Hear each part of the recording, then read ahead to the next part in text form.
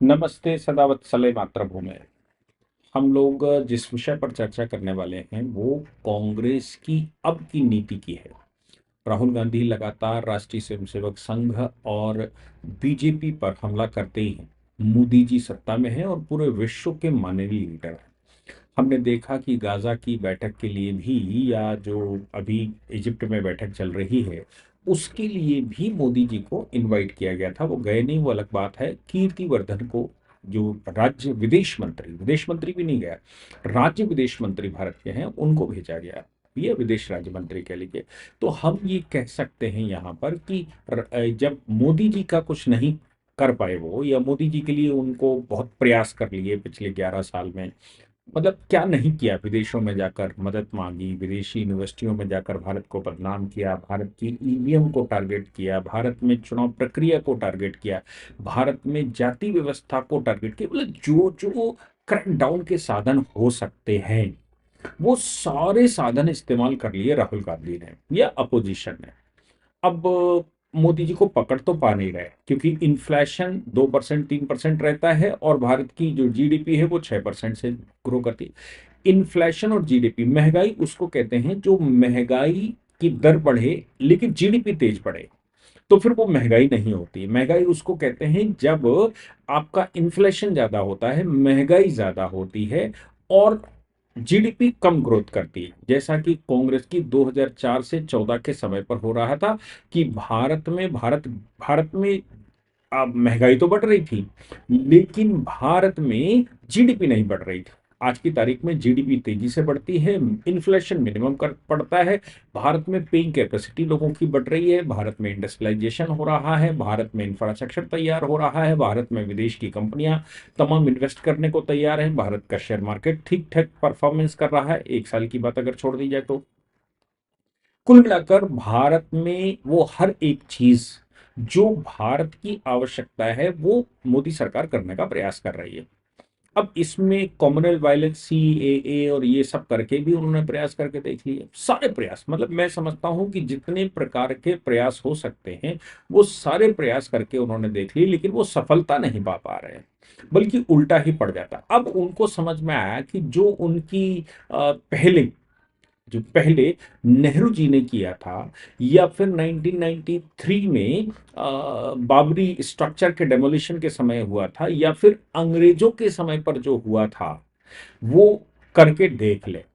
राष्ट्रीय स्वयंसेवक संघ का तो मतलब मोदी जी का कुछ बिगाड़ नहीं पा रहे हैं, तो उनको समझ में आता है ये यूनिवर्सिटी तोड़ देंगे हम। यूनिवर्सिटी से मतलब है राष्ट्रीय स्वयंसेवक संघ, जिसने स्थापना के समय पर ही ये तय किया था कि संघ कुछ नहीं करेगा, स्वयंसेवक सब कुछ करेगा। संघ केवल व्यक्तित्व निर्माण करेगा, केवल व्यक्ति तैयार करेगा।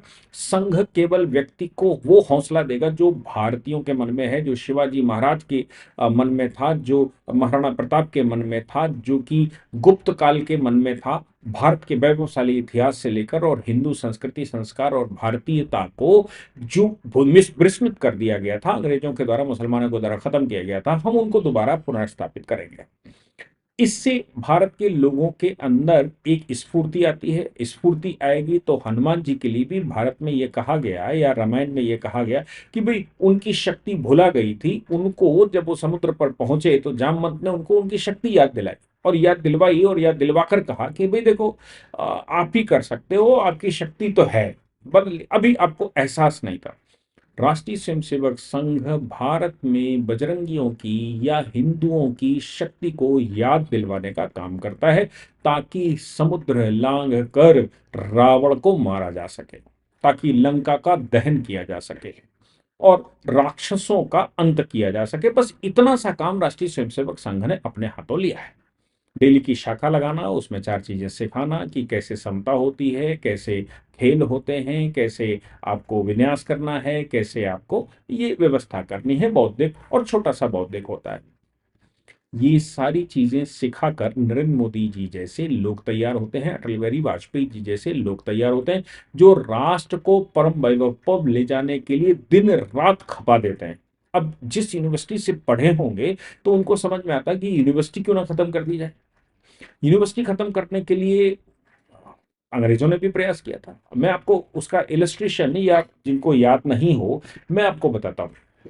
राष्ट्रीय स्वयंसेवक संघ पर, जब राष्ट्रीय स्वयंसेवक संघ की स्थापना हुई 1925 में, तो 1931 में अंग्रेजों ने बैन लगा दिया था। ये कहा था कि राष्ट्रीय स्वयंसेवक संघ के बैनर पर या उसमें जो कोई भी जाएगा या राष्ट्रीय स्वयंसेवक संघ का काम करेगा, वो नौकरी नहीं कर सकता। सिविल सर्विसेज रूल्स जिसको कहा जाता है, तो वो रूल्स में रूल नंबर 5 ऐसा कहा जाता है, वो लगा दिया था रिस्ट्रिक्शन। और रिस्ट्रिक्शन लगाकर ये घोषित किया गया था कि नहीं, आप अगर संघ के स्वयंसेवक हो तो अंग्रेजी सरकार में काम नहीं कर सकते। ये बात स्वतंत्रता के बाद भी जारी रखी। 1966 में फिर से उस समय की इंदिरा गांधी सरकार ने वही किया। हालांकि नेहरू जी ने वो बैन हटा दिया था, इसलिए हटा दिया था कि जब चाइना से हमारा युद्ध चल रहा था, तो चाइना युद्ध के समय पर राष्ट्रीय स्वयंसेवक संघ के पूजनीय सरसंघचालक उस समय ये आह्वान कर गए कि भाई नेहरू से हमारा कन्फ्रंटेशन हो सकता है, देश से नहीं। हमारे देश में आज संकट खड़ा है, चीन दरवाजे पर खड़ा है, वो हमारी भूमि पर घुस चुका है। इसलिए राष्ट्रीय स्वयंसेवक संघ भारत सरकार का साथ देगी। क्यों? क्योंकि भारत बचाना हमारा काम है। नेहरू के ऊपर ठीकरा नहीं फोड़ा जा सकता। हम सबकी जिम्मेदारी है कि भारत बचाएंगे। और उस समय राष्ट्रीय स्वयंसेवक संघ ने यह कहा था कि पुलिस अब ले जाइए, हम व्यवस्था जो है इंटरनल सिक्योरिटी हम देख लें। राष्ट्रीय स्वयंसेवक संघ ने इंटरनल सिक्योरिटी देखी। इसके अतिरिक्त दुर्गम क्षेत्रों में भोजन की व्यवस्था, सेना के लिए एड, सेना को जो व्यवहारिक चीजों की आवश्यकता पड़ती है वो करना, और आगे से आगे रास्ता बताना और जासूसी करना। ये सब काम, जासूसी मतलब चाइना की जासूसी करना, वहां जनता के बीच में जाकर खबरें यहां पर लाना और क्या स्थिति चल रही है, ये सब कुछ राष्ट्रीय स्वयंसेवक संघ ने 62 के युद्ध में किया। नेहरू जी ने 63 की जो परेड थी, उस परेड में यानी कि राष्ट्रीय परेड में उनको आमंत्रित कर लिया था 26 जनवरी की। कदम से कदम ताल मिलाकर वो चले थे और सेना के साथ। ये रिगार्ड नेहरू जी ने दिया। उसके थोड़े ही वर्षों बाद 1966 में उन्होंने फिर हटा लिया। इंदिरा गांधी जब बैठ गई तो इंदिरा गांधी ने वो मतलब जो सरकार बैठी उस सरकार ने वो हटा दिया और फिर से बैन लगा दिया। और ये बैन मतलब हालांकि मध्य प्रदेश में ये चैलेंज हुआ था 1983 में, मध्य प्रदेश में चैलेंज हुआ तो सरकारी नौकरी करने पर सुप्रीम कोर्ट में मामला चला आया था। सुप्रीम कोर्ट ने ये डिक्लेयर किया था उस समय, और ऑनरेबल जस्टिस फजल अली हुआ करते थे, उन्होंने ये कहा कि जब तक गतिविधि इनकी राष्ट्र के विरुद्ध ना हो, इनके एम्प्लॉयमेंट के विरुद्ध ना हो, तब तक आप ये रूल्स नहीं बना सकते, आप इनको नहीं बैन कर सकते। आप सोचिए 1983 में ये रूलिंग आ गई थी। और ओके घोष वर्सेस ई एक्स जोसेफ ऐसा करके सुप्रीम कोर्ट ने बड़ी रूलिंग एक दी थी। मैं समझता हूं कि इसके अतिरिक्त 1947 में, हालांकि 2024 में डीओपीटी ने, डिपार्टमेंट ऑफ पर्सनल ट्रेनिंग ने, यानी कि केंद्र में जो आज की सरकार है, उसने मध्य प्रदेश में एक केस आया था, उसको लेकर सर्विस रूल्स 1964 के रूल नंबर 5(1) को जो प्रोहिबिशन था उसको हटा दिया 2024 में, जुलाई 2024 में, यानी कि पिछले साल हटाया गया। इससे पहले मोदी जी की भी 10 साल सरकार चल गई, वो रूल्स बने रहे। शायद सरकार के ध्यान में नहीं आया, वो जब कोर्ट के माध्यम से आया तो समझ में आया। इसके अतिरिक्त 1947 की जनवरी में पंजाब में बैन लगाया गया था। पंजाब में इसलिए बैन लगाया गया था क्योंकि पार्टीशन का समय चल रहा था और जो कमीशन बैठा था वो पंजाब को बांटना चाहता था। हालांकि बट ही गया। राष्ट्रीय स्वयंसेवक संघ पूरी कोशिश कर रहा था किसी तरह से पंजाब भारत के साथ ही रहे, क्योंकि पंजाब की अपनी लाहौर और ये सब पंजाब की अपनी अस्मिता है, पंजाब का अपना वैभव है और सिखों का अपना वैभव है, गुरुओं का अपना वैभव है। इसमें राष्ट्रीय स्वयंसेवक संघ पूरी कोशिश कर रहा था। ऐसी परिस्थिति में राष्ट्रीय स्वयंसेवक संघ पर जनवरी 1947 में बैन लगाया गया। फिर नेहरू जी सत्ता में बैठ गए 47 में। और उससे पहले नेहरू जी की मानसिकता देखिए, उससे पहले 30 अक्टूबर 1947 को जब पार्टीशन हो गया था, तो 30 अक्टूबर 1947 जिस समय कबायली भारत में घुस आए थे, उस समय नेहरू जी ने पटेल को एक चिट्ठी लिखी। उस चिट्ठी में कहा कि जम्मू कश्मीर में हिंदू और सिख सेनाओं को जाने से रोका जाए, वहां पर मुसलमान भयभीत हो जाएंगे, और राष्ट्रीय स्वयंसेवक संघ को वहां जाए प्रतिबंध लगा दिया जाए। पटेल ने 30 अक्टूबर को ही नेहरू जी को चिट्ठी वापस लिखी और उन्होंने कहा सेना सेना होती है, सेना हिंदू या सिख नहीं होती, सेना सेना होती है। अगर मैं आपकी बात मान भी लूं तो भी हम सेना वहां भेज चुके हैं, इसलिए अब वहां से वापस नहीं बुलाया जा सकता। दूसरी बात उन्होंने राष्ट्रीय स्वयंसेवक संघ के विषय में कहा और ये कहा कि राष्ट्रीय स्वयंसेवक संघ वहां पर जो हिंदुओं के साथ अत्याचार हो रहे हैं, जो लोग वहां से आ रहे हैं, उनको फैसिलिटेट कर रहा है। अंतिम हिंदू, राष्ट्रीय स्वयंसेवक संघ ने यह तय किया है कि अंतिम हिंदू जब तक पाकिस्तान से नहीं आ जाएगा तब तक राष्ट्रीय स्वयंसेवक संघ पाकिस्तान की भूमि नहीं छोड़ेगा, क्योंकि पूरे देशव्यापी संगठन था। तो इसलिए राष्ट्रीय स्वयंसेवक संघ पर प्रतिबंध लगाने का मतलब है देश में भयावह स्थिति पैदा कर देना और जो मुसलमानों के द्वारा गलत हो रहा है उसको रोकने से मना कर देना। ये बात पटेल ने शाम को ही चिट्ठी वापस लिखकर कही। तो नेहरू जी के दिमाग में तो 1947 में ही था। अब गांधी जी की हत्या हुई और नेहरू जी इंतजार कर रहे थे। नेहरू जी के सामने दो ही उस समय की बड़ी समस्याएं थी। तीसरी समस्या के रूप में अगर मैं कहूं तो पटेल थे। दो बड़ी समस्याएं थी क्योंकि उस समय पूज्य गुरुजी संचालक हुआ करते थे और गुरुजी के बारे में बीबीसी लंदन उस समय कहा करता था कि देश में अगर कोई एक व्यक्तित्व तो है जिससे नेहरू को डर लगता है वो पूज्य गुरुजी हैं, क्योंकि वो जाते हैं जहां से उनके पीछे पीछे ऐसा एक आध्यात्मिक व्यक्ति जिसके पीछे पीछे हजारों लाखों लोग घूमते हैं। ये उस समय बीबीसी कहा करता था। इतनी पॉपुलैरिटी नॉन गवर्नमेंट किसी व्यक्ति की थी, वो पूज्य गुरुजी हुआ करते थे। तो गांधी जी उनके लिए बड़ी समस्या थी क्योंकि गांधी जी ये कह रहे थे कि कांग्रेस को खत्म कर दो, कांग्रेस का रोल खत्म हो गया, अब नई पार्टी बनाकर चलिए। नेहरू वो चाहते नहीं थे, कांग्रेस को ही कैश करवाना चाहते थे। आज भी उनके वंशज यही कर रहे हैं।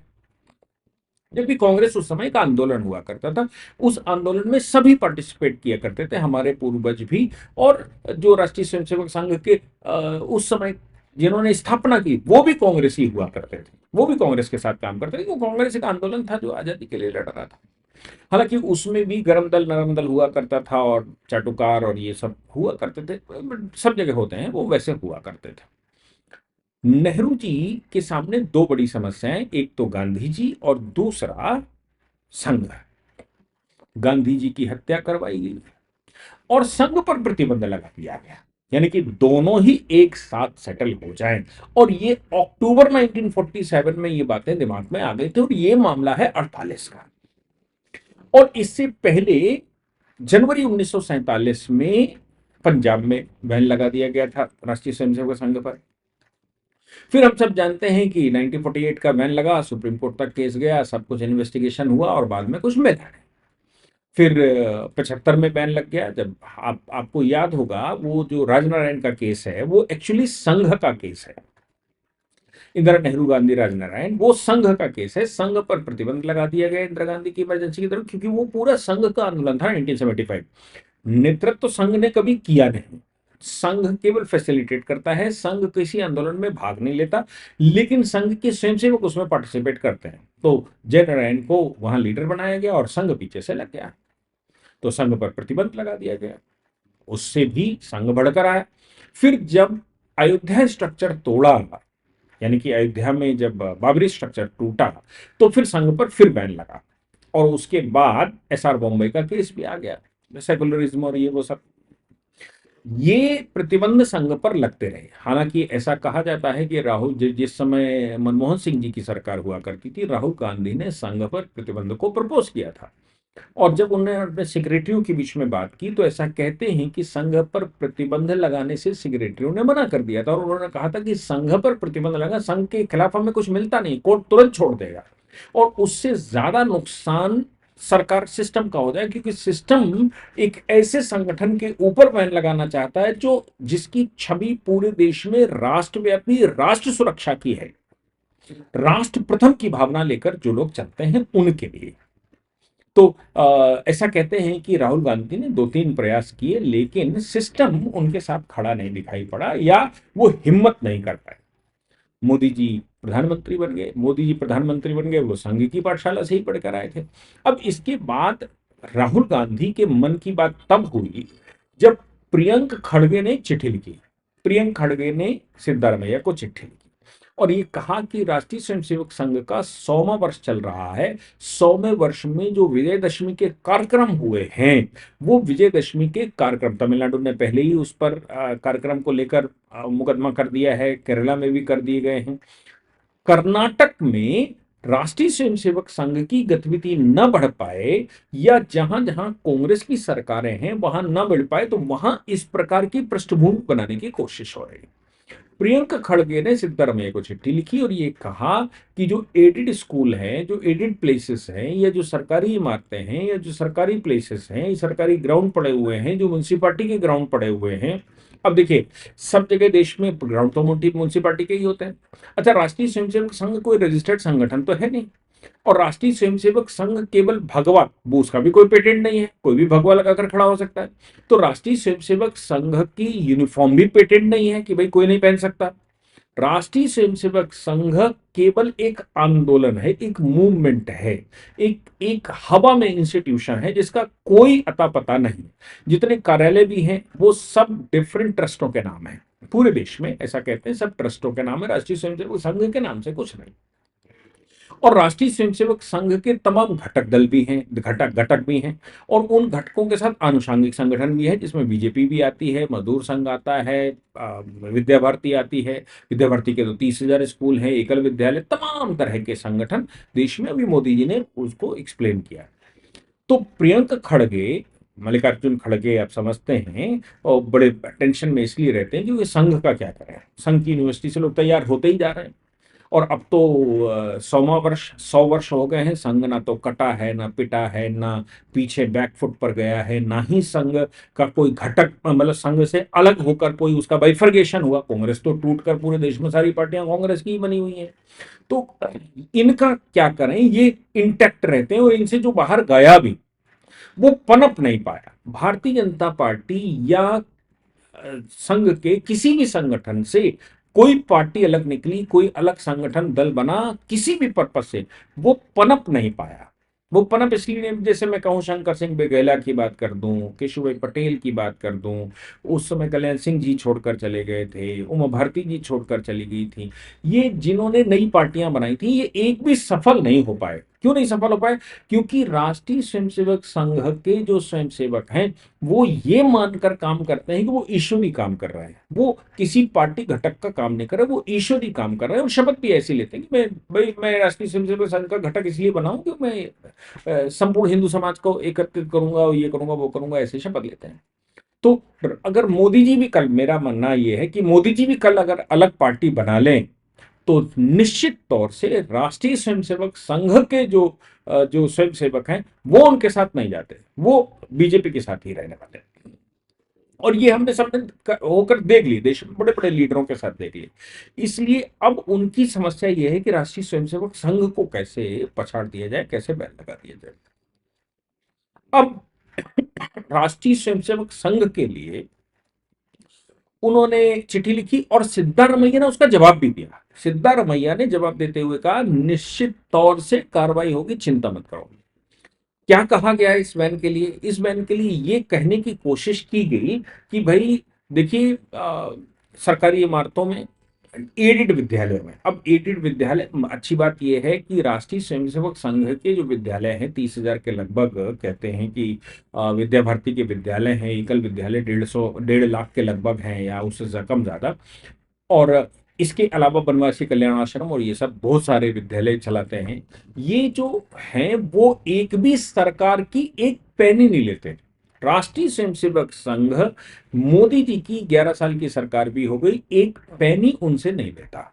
वो अपने स्वयंसेवकों से जो गुरु दक्षिणा में दक्षिणा इकट्ठी होती, समर्पण जो होता है, उस समर्पण से ही संघ और संघ के सारे घटक, संघ के सारे संगठन चलते हैं। इसलिए ये तो कहा ही नहीं जा सकता कि विद्या भारती का स्कूल एडेड है, इसको बैन कर दो। तो उनका कहना है कि जो एडेड विद्यालय है, किसी के भी एडेड विद्यालय हैं, राष्ट्रीय स्वयंसेवक संघ के बहुत सारे स्वयंसेवक ऐसे हैं जिनके बड़े बड़े विद्यालय हैं वो एडेड है, जो उनका मैनेजमेंट है।